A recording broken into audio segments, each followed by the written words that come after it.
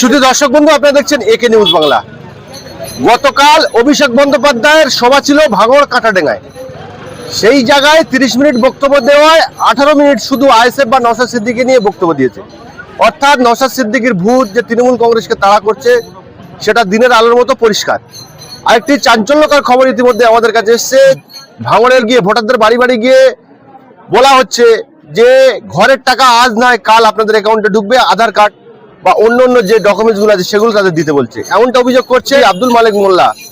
সেই সঙ্গে সঙ্গে আমরা দেখতে পেলাম যে অভিষেক বন্দ্যোপাধ্যায় এসে ভাঙড়ে একের পর এক প্রতিশ্রুতি দিয়ে গিয়েছে।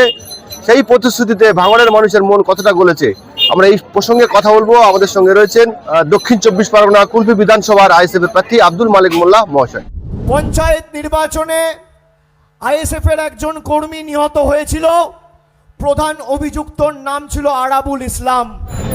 আরাবুল ইসলাম তাহলে খুনি, এটা অভিষেক বাবু মেনে নিচ্ছেন তো, স্বীকার করছেন তো?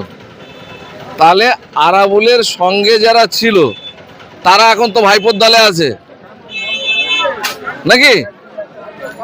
আরাবুল তো একা করেনি, আর আরাবুল নিজে স্বীকার করেছে পঞ্চায়েতের যে খুন জখম হয়েছে তাতে ও বরঞ্চ বাধা দিয়েছিল, ও বারণ করেছিল।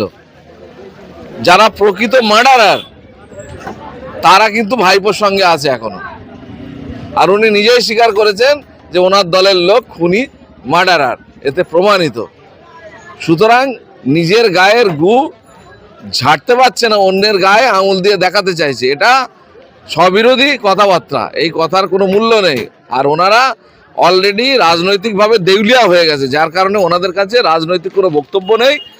এই ধরনের কথা বলে আইএসএফকে দমন করা, আইএসএফকে চেপে দেওয়া, আইএসএফ এর বিরুদ্ধে মানে বিভিন্ন কুৎসা প্রচার করা, আইএসএফকে কালিমা লিপ্ত করা, এই কাজ ছাড়া ওনাদের আর কিছু নেই। এবং এটা যত করবে ওদের দল তত শেষ হবে। ও মানে মেন যারা আসামি, শওকত মোল্লার জীবনতলার গাড়ি সেখানে ধরা পড়েছিল, মেলা মাঠে পরপর দাঁড় করানো ছিল, সোশ্যাল মিডিয়ায় এখনো ছবি আছে। তাহলে সেই গাড়িগুলো করে তারা বোমা, বন্দুক, অস্ত্রশস্ত্র লোকজন নিয়ে এসেছিল, পুরোটাই শওকত মোল্লার নেতৃত্বে হয়েছে। তাহলে একজনের নাম বলছেন আর একজনের নাম বাদ দিচ্ছেন কেন? হ্যাঁ, তাহলে ডানহাত বাঁধিয়ে গুন্ডা মস্তানদের দিয়ে বুথ দখল করে জেতার জন্য এসব কারবার চলছে। যারা তৃণমূলের হয়ে গুন্ডামি করবে, মস্তানি করবে, তারা ওদের সম্পদ। আর যখনই সেখান থেকে সরে যাবে, কেউ ভালো হতে চাইলে সে তখন খারাপ। এইসব করে এই দল বেশি দিন টেকাতে পারবে না, এইটুকুনি বলে দিলাম। অভিষেক বন্দ্যোপাধ্যায় ভাঙড় কাঁটাডেঙ্গায় এসে 30 মিনিট বক্তব্য দিয়েছেন। এই 30 মিনিটের মধ্যে 18 মিনিট নওশাদ সিদ্দিকী। আমি বললাম তো, এই মুহূর্তে নওশাদ সিদ্দিকীর ভূত ওদের তাড়া করছে। মমতা ব্যানার্জি, অভিষেক ব্যানার্জি যেখানে যাচ্ছে সেখানে নওশাদের ভূত দেখছে, যার কারণে যে কোনো বক্তৃতা মঞ্চে নওশাদ সিদ্দিকীর বিরুদ্ধে বলা ছাড়া কোনো রাজনৈতিক ইস্যু ওদের নেই। এই কারণে ওদের এই অবস্থা। পুরোপুরিভাবে ওরা দেউলিয়া হয়ে গেছে, রাজনৈতিক দেউলিয়া যাকে বলে। মানুষের স্বার্থে কাজ করব, দেশ রাজ্য কিভাবে ভালোভাবে পরিচালনা করব, গরিব মানুষের কিভাবে উপকার হবে, কৃষক শ্রমিক যাতে উপার্জন বাড়বে, এসব কোনো চিন্তা ভাবনা নেই তো ওদের।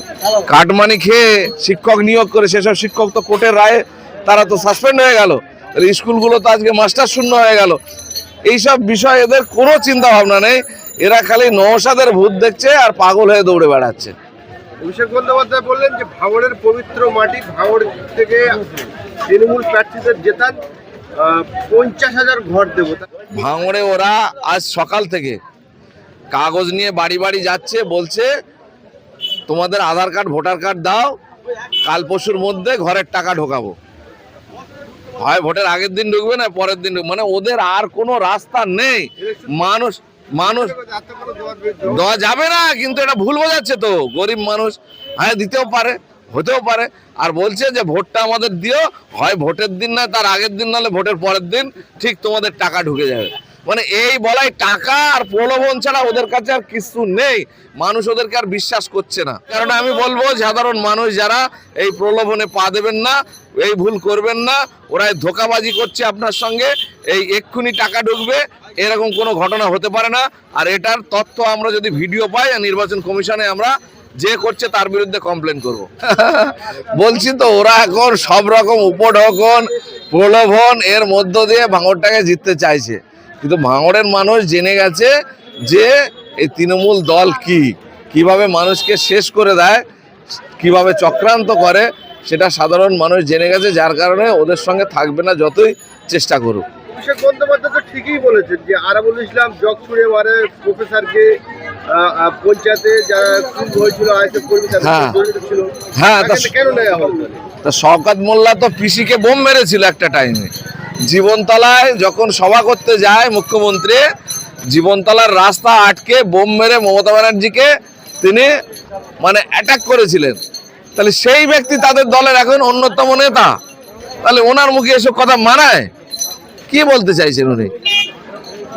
যত দুষ্কৃতী, গুন্ডা, বদমাইশ, তোলাবাজ সব তৃণমূলের নেতা।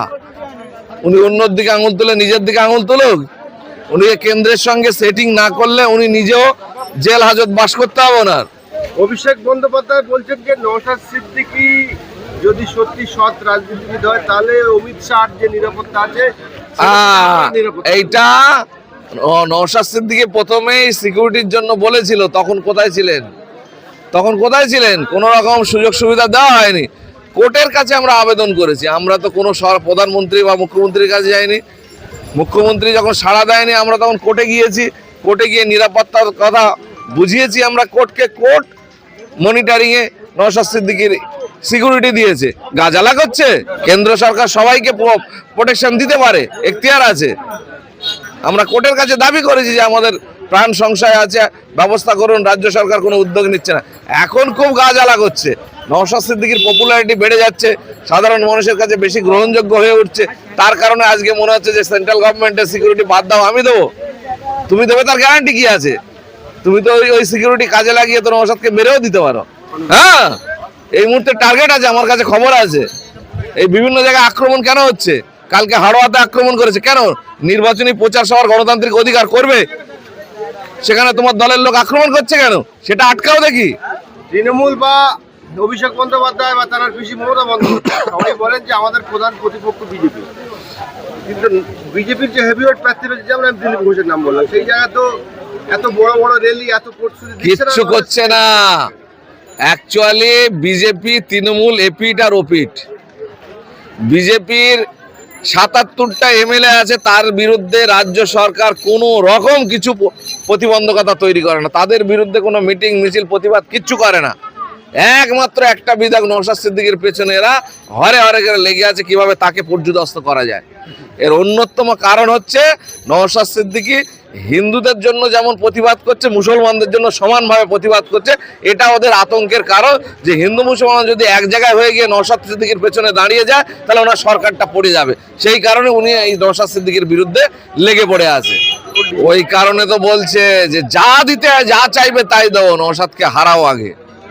ওরা সর্বশক্তি দিয়ে তো হারানোর চেষ্টা করছে, ওই কারণেই তো।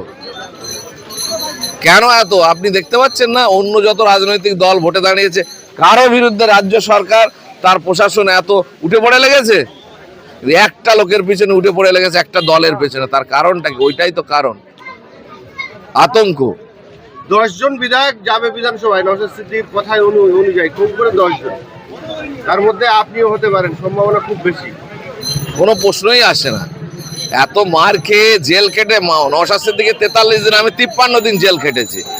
শিউড়িতে 10 দিন জেল কেটেছি। তাহলে এসব আমার কি দরকার ছিল? বলো? 3 মাস 6 মাস বাড়ি ছাড়া দেখেছি পুলিশি অত্যাচারে। তাহলে কম্প্রোমাইজ করলে অনেক আগে করে নিতে। এখন তো মানুষ আমাদের সঙ্গে প্রচুর পরিমাণে আছে, হারি বা জিতি মানুষ আমাদের সঙ্গে প্রচুর আছে। সুতরাং মানুষের ভালোবাসা নিয়েই আমরা এগিয়ে যাব। কম্প্রোমাইজ করার কোনো জায়গা নেই, আর অন্য দলে গিয়ে আত্মসমর্পণ করার কোনো জায়গা নেই। মানুষ আমাদের সঙ্গে আছে, সেই মানুষের জন্য যতদিন বাঁচবো লড়াই করবো। দক্ষিণ 24 পরগনায় মধ্যে কটা আইএসএফ জিততে পারে বলতে পারবেন?